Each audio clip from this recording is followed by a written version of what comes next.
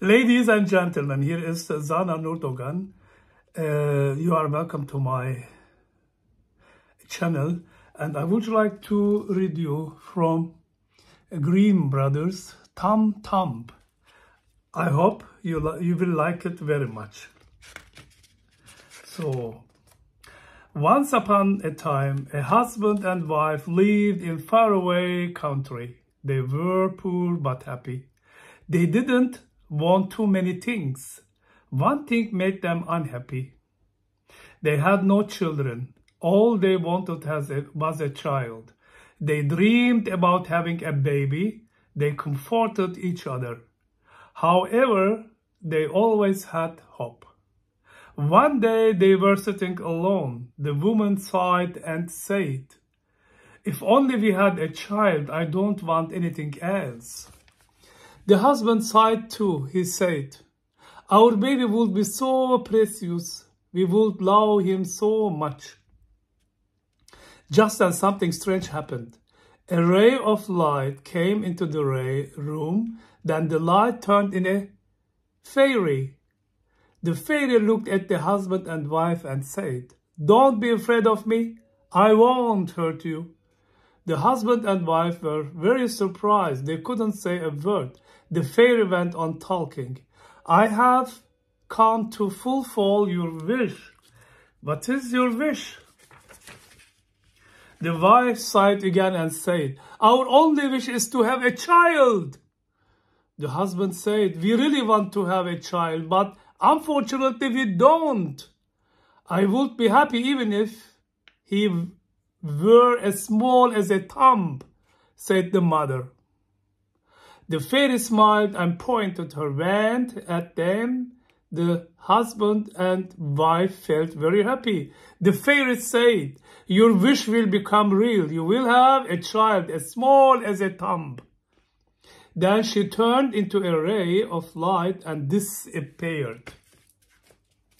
The husband and wife looked at each other happily. They were smiling. Several months passed. The husband and wife had a baby boy. He was only as tall as a thumb. The wife said to her husband, "He is too small. I didn't think the fairy would fulfill our wish." The husband said, "Don't worry. He is too small, but he is our son. We will love him greatly." The wife held the boy in her hand. She looked at him lovingly. "Of course, my dear husband, we will always love him." Several days passed. It was evening. The wife said to her husband, We have to give him a name. What shall we call him?" The fairy appeared again. "You can call him Tom Thumb." Then she waved her wand over Tom Thumb's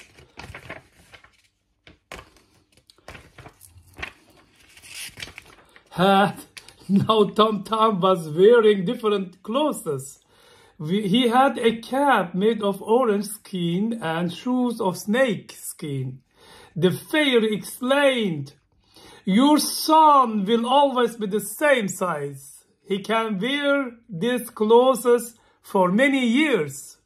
Many years passed. Tom Thumb didn't grow any taller, but he was a healthy child. He was very clever. He wasn't sorry about being too small. His friends were much taller than him, but they played together. They had so much fun. Hide and seek was Tom Thumb's favorite game. He could hide everywhere. His friend couldn't find him easily. Tom was very small, but he was very naughty. One day his mother was making duff. Tom sat on the side of the pot. His mother didn't see him. Suddenly, Tom lost his balance and fell down into the duff. He tried to free himself, but he couldn't. The duff rose and rose. His mother was puzzled. She thought the yeast had gone bad. She took the pot outside. She put the duff out for the cow to eat. A cow ate the duff. Tom Thumb found himself in the cow's stomach. He was very scared. The cow's stomach was wet, slippery, and dark. He decided to keep calm and brave. He started running up and down. The cow felt bad and opened its mouth. Tom jumped out. He ran to a pool of water and cleaned himself. He lay on the leaf to dry himself. He started to sleep in the sunlight. A blackbird saw Tom. He flew down and picked Tom up. He flew for a long time. Tom was lucky. He took out his penknife and freed himself from the blackbird's claws. He started to fall down like a stone. Tom was really lucky that day. He fell into a river. However, he couldn't swim. Luckily, he saw a twig next to him. He held onto it. Tom was carried away towards the sea. A big wave came and Tom lost the twig. Then a big fish swallowed him. Tom didn't know what to do. He was still lucky because a fisherman caught the fish. The fisherman took the fish to the market. The king's cook bought the fish. When we cut it open, he saw Tom thumb. He couldn't believe his eyes. He said in fear and surprise, "Oh my God, what is that?" Tom tried to calm him down and told him his story. The cook was shocked. He took Tom thumb and went to the king. He said, "Was the fish a whale?" No, it wasn't. It was an ordinary fish. Then he opened his hand and put Tom on the table. Tom walked towards the king and bowed. The king couldn't believe his eyes. He called his queen. "My queen, come quick, quick. Something strange has happened." The queen came. She was very curious. She saw Tom and said with excitement and happiness, "Oh, a tiny child. He is smart. He can talk. How nice. Perfect." Perfect. Not German. German perfect. English perfect. Okay. The king and queen asked a lot of questions to Tom. Sometimes they laughed at his story and sometimes they felt sorry. Then the king said to Tom, "Dear Tom, we will be very happy if you stay with us in the palace. I have heard that some people in the palace are cruel to my people. I don't know who they are. You could watch them secretly. Then I will send the evil ones away. Everything will be better." Tom bowed again and said, "I am at your service, sir." Tom started living in the palace. He went into every room in the palace and listened to the people. He told the king about the ones who were cruel and deceived people. The king punished his dishonest men. He sent them away. The people of the country were very happy. They knew that Tom did this. They loved him greatly. There were some people who wanted to have to the throne. Tom watched them suspiciously. Tom started to watch an old duke. One day the duke whispered in another duke's ear, "Don't forget tonight, same place." Tom heard this. He wanted to learn why they would meet. He watched them. He held onto the duke's coat and climbed into his pocket. He made a hole in the pocket with his knife. He could easily look around him now. The duke got on a carriage and went into a small street in the city. He got off the carriage. He walked to a door and knocked on it. Tom heard someone ask, "Is it sunny outside?" The duke replied, "There is a sun and a moon." Tom understood that this was a password.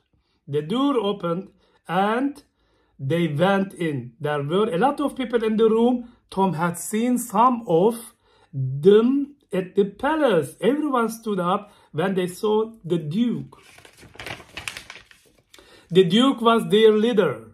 The Duke started to talk. He said, "It is time to carry out our plan. We will finish the job at tonight's ball. I will put poison into the king's third drink. When he dies, you will carry out the other half of the plan." The Duke put his hand in his pocket to take a handkerchief. Tom was in that pocket and he fell down. The men saw him. One of them shouted, "That is the king's spy! Get him!" One of them caught Tom and said, "He hurt us. Let's kill him." The Duke said, No, I will be the new king. When the king dies, then Tom will become my spy." Tom thought, "I will never help evil men," but he kept quiet. They put Tom in a jar.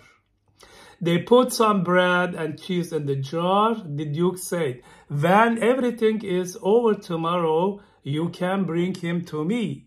Then they left the room. Tom tried to get out of the jar, but he couldn't. He felt very tired and fell asleep. Some time passed. When Tom opened his eyes, he saw that it was nearly dark. He was very worried. The ball was about to start. Tom saw 2 mice on the table. He tried to attract their attention. He showed them the cheese. The mice came near the jar. Just then a cat saw them and jumped on them. He hit the jar and the lid opened. Tom got out of the jar and ran out. He had to go to the palace to warn the king. But how? He couldn't run. It would be too late. Just then he saw a carriage across the road. A well-dressed couple were walking towards the carriage. The woman said, "I am so happy we are going to the ball." Tom couldn't believe his ears. He was lucky. He ran towards the lady and climbed onto her skirt. They reached the palace at last. Tom jumped down and walked towards the king. It was a difficult job. The ball started and people started to drink wine. The king and Duke drank 2 glasses. The Duke poured the poison into the king's glass. Right then, Tom appeared. He bowed to the king. He turned over the Duke's drink. He looked at the king and said, "My dear king, I have accidentally split the Duke's drink. Will you please give yours to him?" The king understood that something was wrong. He gave his own glass to the Duke. The Duke went red. He knew that the king would punish him. He took the glass and drank the wine. He fell down and died. Tom told the king everything. The other evil men were caught too. He looked at Tom and said, "I owe my life and kingdom to you. You are my most loyal friend. I will be happy if you become my consultant." Tom smiled and said, "It will be an honor for me, but I miss my mother and father so much. Can I bring them to the palace too?" The king accepted Tom's offer. The mother and father came to live in the palace. They lived happily ever after. I hope you like this history. Next time I will read another one. And thank you very much for watching. I wish you the best and bye-bye.